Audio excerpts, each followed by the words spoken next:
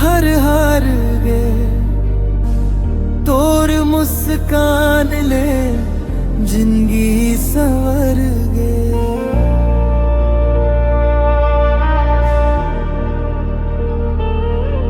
तो तोर बिना मोला नींद नहीं आवे, हर सपना में बस तोर चेहरा आवे।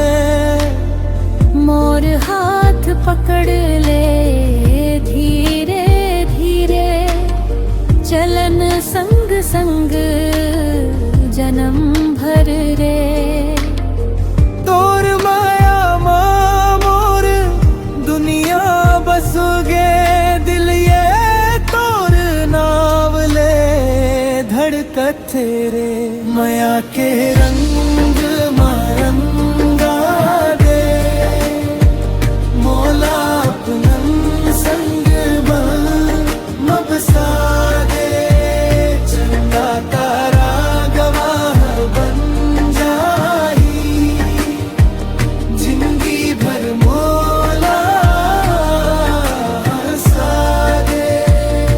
माया के रंग गंगा दे मोला अपनन संग मबसा दे।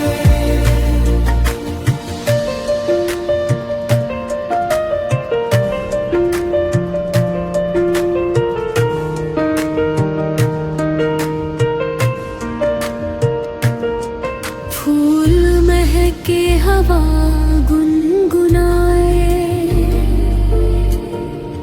तोर संग हर पल मुस्काए।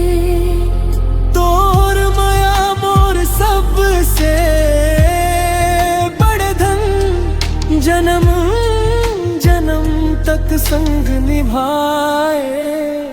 माया के रंग